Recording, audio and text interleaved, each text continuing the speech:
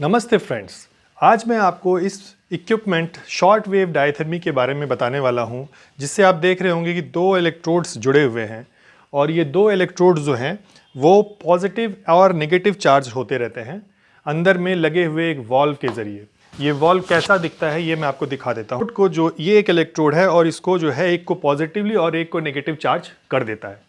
सो ऐसा करने में वो जो है ये इंश्योर करता है कि जो हीट है वो डीपली जाए और जो इसके थ्रू थेरेपी होती है उसको हम लोग बोलते हैं शॉर्ट वेव डायथर्मी। यानी कि शॉर्ट वेव्स, जो वेव्स इसमें से प्रोड्यूस होती हैं जिसकी वेवलेंथ 11 मीटर होती है और इसकी जो फ्रीक्वेंसी यूज़ होती है वो 27.12 मेगाहर्ट्ज़ यूज़ होती है। और ऐसा करने से, इस तरह की फ्रीक्वेंसी, इस तरह की वेवलेंथ यूज़ करने से फ़ायदा ये होता है कि जो टिश्यूज़ जिनके अंदर ब्लड सर्कुलेशन होता है, आयंस होते हैं, चार्ज्ड पार्टिकल्स होते हैं, उनके थ्रू ये वेव्स पास ऑन करता है।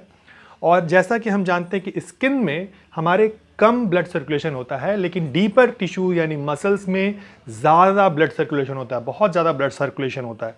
तो ये थेरेपी जो है हमारी आम घरेलू थेरेपी से इस प्रकार से अलग है, क्योंकि आम थेरेपी जो होती है, जो घर की थेरेपी होती है, वो हीट देती है लेकिन धीरे धीरे लेयर बाय लेयर अंदर पहुंचती है और जब वो स्किन पे ज़्यादा लगने लग जाती है तो हम उसको बर्दाश्त भी नहीं कर सकते और डीपर टिश्यूज़ में पहुंचने में इतना टाइम लगाती हैं वो कि उतनी इफ़ेक्टिव नहीं होती है कई बार।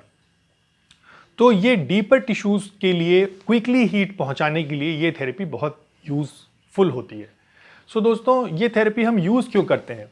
ये थेरेपी उन सारे कंडीशंस में यूज़ होती है जिनमें कि क्रॉनिक इंजरी हो या एक्यूट हो, तो उसमें डोज का बहुत ध्यान रखा जाता है, सब थर्मल डोज हो, ताकि सर्कुलेशन एक ऑप्टिमम लेवल तक ही बढ़े। अदरवाइज ब्लड सर्कुलेशन अगर एक्यूट केस में बढ़ गया तो इंजरी जो है और एग्रवेट हो जाएगी। इसलिए शुरू के कुछ दिनों का एग्रवेशन जब समाप्त हो जाए तो डायथर्मी देने से, हीट से देने से ब्लड वेसल्स डायलेट होती है और जो रिजोल्यूशन है प्रॉब्लम का, इंजरी का, वो क्विकर हो जाता है। ज़्यादा अमाउंट में हीलिंग मटेरियल उस इंजर्ड पार्ट पे, उस डिजीज पार्ट पे पहुंचते हैं जहां पे की ज़रूरत है, जहां पे कि ये इसको लगाया गया है और इसके ज़रिए जो है वो क्विकली रिजॉल्व होती हैं वो प्रॉब्लम्स। और इसके अलावा जो है वेनस सर्कुलेशन भी फास्ट हो जाता है।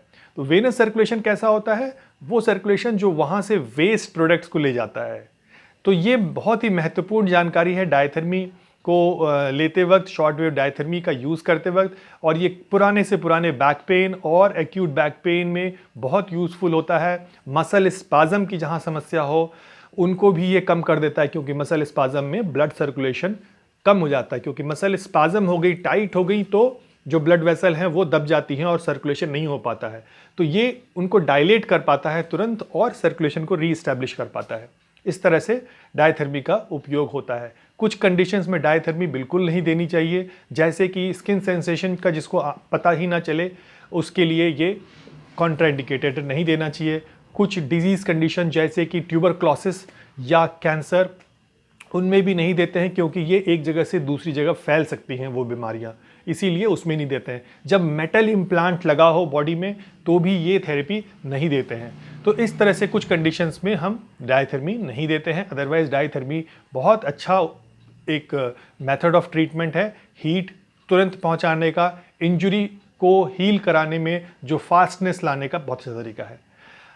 उम्मीद करता हूं कि आपको ये हमारा वीडियो पसंद आया होगा, आप डायथर्मी के बारे में जान पाए होंगे और इसका आप लाभ ले सकते हैं।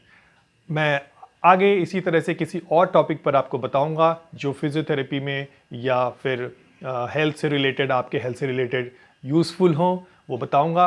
आप मेरा चैनल ऐसे ही देखते रहिए, पसंद कीजिए, इनको लाइक कीजिए, लोगों में शेयर कीजिए, ताकि और से ज़्यादा लोग इसके बारे में जान पाएँ। धन्यवाद।